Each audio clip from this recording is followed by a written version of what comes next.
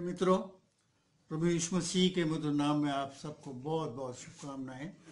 और चूंकि ये दिसंबर का महीना है और हमारे लिए एक बहुत महत्वपूर्ण त्यौहार सामने आने वाला है और उसकी तैयारी हम बड़े जोर और खरोश के साथ करते हैं। ये 2000 साल पहले प्रभु यीशु मसीह का जन्म हुआ था और धीरे धीरे अब तो 2000 साल से बहुत ज़्यादा समय गुजर गया है और इसीलिए ये एक त्यौहार बन गया है। और अजीजों, इस त्यौहार को सब लोग करीब करीब बड़े उत्साह के साथ मनाते हैं, अपने अपने खुशियाँ जाहिर करते हैं। और इस त्यौहार को एक परंपरा के रूप में जब हम मनाते हैं, देखते हैं, तो उसको अलग हम रख के कुछ और भी बातें देखना चाहते हैं। कुछ लोग हैं जो इसको अपने अपने शब्दों में बयान करते हैं। कुछ लोग कहते हैं it's a festival of love, कुछ लोग कहते हैं it's a festival of light, और कुछ लोग हैप्पीनेस कहते हैं। तो चलिए हम भी देखते हैं कि हम लोग आपस में क्या कहते हैं। हम आज इसको ये कहते हैं, it is a festival of giving, ये देने का है।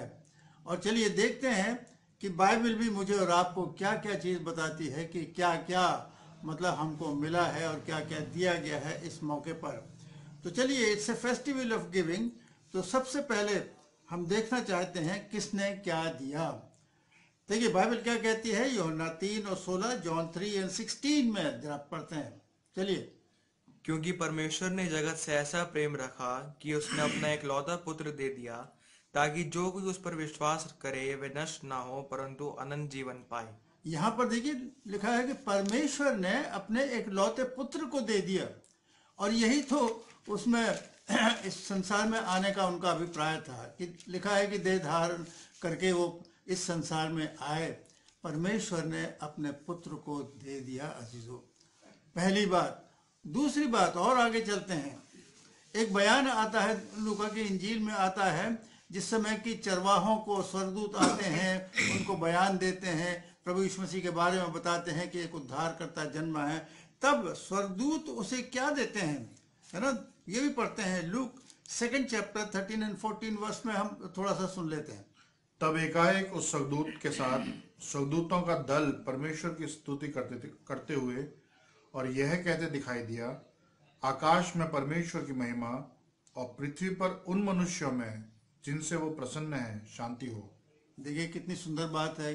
स्वर्गदूत यानी परमेश्वर के वो दूत जो उसके साथ स्वर्ग में रहते हैं, उन्होंने पहली बात तो मैसेज दे दिया, संदेश दे दिया, उद्धारकर्ता जन्मा। और उसके बाद उनको इतनी खुशी हुई कि बहुत से स्वर्गदूत आकर, जो भी हम पढ़ रहे हैं, उन्होंने अपना स्तुति गान, आराधना परमेश्वर के पुत्र को दी है।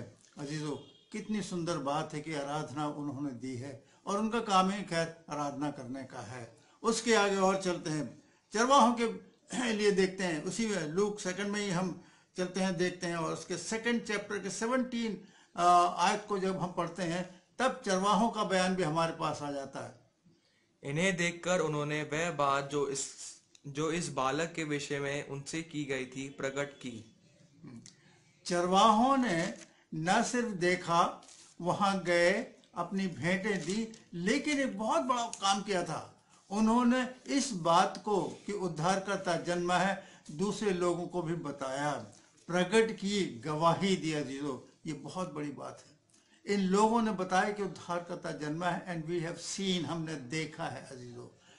तो चरवाहों ने भी अपनी क्या गवाही दी, अब उसके जन्म के बारे में उसको प्रकट किया। एक और चरित्र आते हैं हमारे पास, जो ज्योतिष हैं, जो हमने पिछले समय में देखा था। वो लोग भी आकर प्रभु यीशु मसीह के सामने आते हैं और दंडवत करते हैं और अपनी भेंट चढ़ाते हैं। चलिए इसको भी हम कंफर्म कर लेते हैं। यह भी है मैथ्यू 2 चैप्टर 11 वर्स में हमको मिलता है। उन्होंने उस घर में पहुंचकर उस बालक को उसकी माता मरियम के साथ देखा और मुंह के बल गिरकर बालक को प्रणाम किया और अपना अपना थैला खोलकर उसको सोना, लोबान और गंधरस की भेंट चढ़ाई। ये ज्योतिषी हैं जो, इनको कहा जाता था कि ये राजा हैं, वाइज मैन हैं, बुद्धिमान व्यक्ति हैं, जब ये पूर्व से आए थे, उन्होंने देखा और उस बालक के दर्शन जब किए तो लिखा है कि उन्होंने प्रणाम किया, साष्टांग प्रणाम किया और उसकी भी आराधना की। न सिर्फ इतना ही काम किया लेकिन अपने थैले खोलकर प्रभु यीशु मसीह को भेंट भी चढ़ाई, दिया उन्होंने, जो कुछ उनके पास था उन्होंने दिया। वैसे बयान तो बाइबल में नहीं आ रहा है, लेकिन लूका 2 चैप्टर और 7वें आयत को जब हम पढ़ते हैं तो वहां पता लगता है कि सराय में जगह नहीं थी, लेकिन सराय में जगह ना होने के बावजूद भी उस सराय के मालिक ने उनको जगह दे दी कि ठीक है भाई, तुम थोड़ा इसमें अपना समय बिता सकते हो। और लोगों ने वहां अपना समय बिताया और प्रभु यीशु मसीह का जन्म चरनी में हुआ, गौशाले में हुआ। अभी उसने भी जो भी उसका कंट्रीब्यूशन था उसने दिया। अभी एक और व्यक्ति है, एक व्यक्ति और है जिसे हम संसारिक रूप से प्रभु यीशु मसीह के पिता के रूप में जानते हैं, और ये मुझे और आपको मिलता है लूका की पहली मत्ती में मिलता है। यूसुफ नाम का एक व्यक्ति था जिसने जिस समय मरियम को पता लगा कि वो गर्भवती है तो उसे त्यागना चाहता, उसे तिरस्कार करना चाहता, क्योंकि बदनामी नहीं सहना चाहता था। भाई संसार में बदनामी तो होती है और इसीलिए वो नहीं चाहता था कि उसकी बदनामी हो, और उसने उसे बदनाम न करने की वजह से त्याग देना चाहा। लेकिन परमेश्वर ने उसको बताया कि नहीं नहीं, ये परमेश्वर की ओर से है। तब उसने सारी तकलीफों को सह लिया, बदनामी को भी सह लिया। ठीक है जी, देखा जाएगा। उसने भी अपने आप को, अपने पूरे के पूरे सम्मान को, प्रतिष्ठा को प्रभु परमेश्वर के नाम में प्रभु यीशु मसीह के लिए दे दिया। और जो ये मुझे और आपको बड़ा सुंदर मिलता है। उसके बाद एक और चरित्र आता है जो बहुत महत्वपूर्ण है अजीजों, और वो है मरियम। मरियम के जीवन को जब देखते हैं तो बाइबल में हमें 3-4 ऐसे पद मिलते हैं जिससे कि थोड़ा हमें कुछ समझ में आता है। मरियम ने अपने आप को दे दिया, अपने स्वयं को उसने दे दिया, पूरे अपने जिस्म को दे दिया। अजीजों, कितनी खुशी की बात है कि उसने अपना सब कुछ परमेश्वर के नाम में समर्पित कर दिया, उसने दे दिया। और इसे हम देखेंगे लूका पहले अध्याय के 34, 35 और 38वीं आयत में धीरे धीरे देखेंगे किस प्रकार के से उसने अपने आप को दिया था। जी चलिए देखते हैं।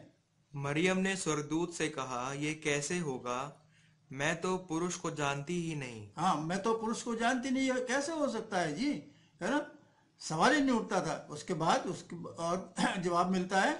स्वर्गदूत ने उसको उत्तर दिया, पवित्र आत्मा तुझ पर उतरेगा और परम प्रधान की सामर्थ तुझ पर छाया करेगी। हाँ, यानी पवित्र आत्मा की तरफ से होगा, ये किसी इंसान की तरफ से नहीं है, लेकिन पवित्र आत्मा तेरे ऊपर उतरेगा और ये परमेश्वर के पवित्र आत्मा के द्वारा होगा।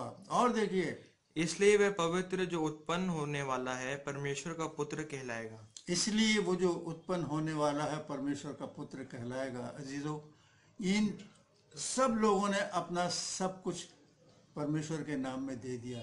आज सवाल उठता है, हम क्रिसमस मनाने जाते हैं, ट्रेडिशन है, परंपरा है, हम देना चाहते हैं और अक्सर देते भी हैं। बर्थडे बॉय को तो जो देते ही हैं, शायद देते हैं नहीं देते हैं, लेकिन आपस में एक्सचेंज तो हम गिफ्ट करते हैं, आपस में हम भेंट आपस में देते हैं। मुझे एक किस्सा याद आता है D.L. मूडी साहब का, कि जब वो प्रचार कर रहे थे तो वो इसी तरीके से प्रभु यीशु मसीह के बारे में बता रहे थे कि प्रभु यीशु मसीह को अपना सब कुछ दे दो, और ये देने लेने की बात कर रहे थे। तो वहाँ पर एक लेडी थी जो उस कंट्री की डांसर थी। वो मूडी साहब के पास आई और उन्होंने कहा कि देखो जी, मैं सब कुछ तो नहीं दे सकती हूँ, लेकिन अपना दिल दे सकती हूँ। उन्होंने कहा ठीक है, दिल दे दो। और उन्होंने वहाँ प्रार्थना की कि प्रभु, ये अपना दिल देना चाहती, बाकी काम अब तेरा है।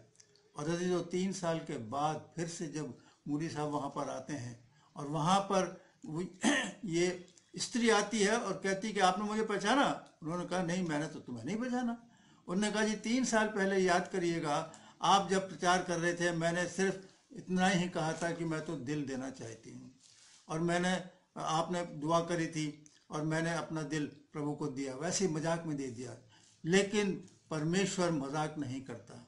मैंने तो सिर्फ दिल दिया था, लेकिन परमेश्वर ने मुझे पूरी तौर से बदल दिया है। मेरा जीवन बिल्कुल बदल गया है।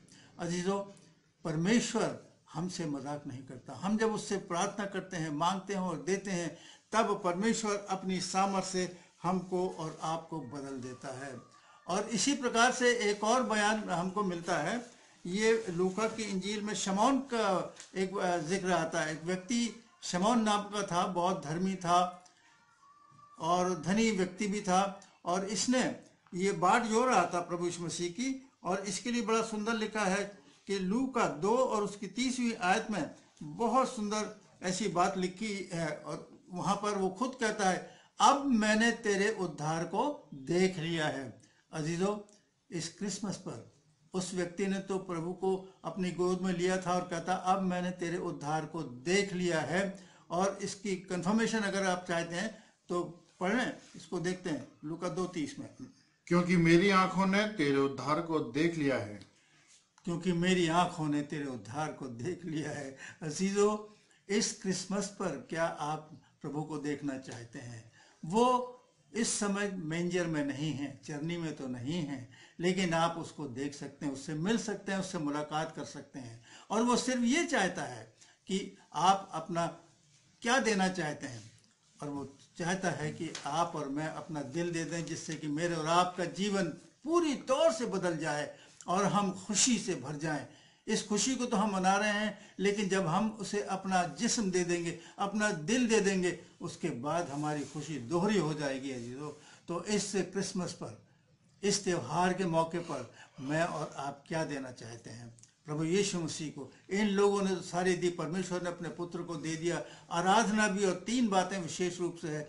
चेलों की तरह मैं और आप गवाही दें, स्वर्गदूतों की तरह मैं और आप उसकी आराधना और स्तुति करें। अजीजों, अपने हृदय को खोलें, अपने हृदय की कुंडियों को खोल के प्रभु को बुलाएं और अपना दिल उसे दे दें। अजीजों, हमारा ये क्रिसमस बहुत मुबारक होगा, बहुत खुशी से हम भर जाएंगे। आइए प्रार्थना करते हैं।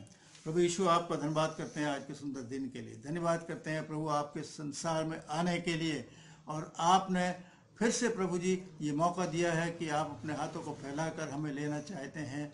हम अपने पूरे जिस्म को, अपने दिल को प्रभु जी आपको दे दें, जिससे कि आप मरियम की तरह उसे इस्तेमाल करें और आपके नाम की बड़ाई हो सके। हमें अपनी खुशी से भर देना प्रभु जी, सारे लोगों को अपनी खुशी से भरना। सारी बातों के लिए आपका धन्यवाद करते हुए प्रभु यीशु के पवित्र और मीठे नाम से मांगते हैं, आमीन।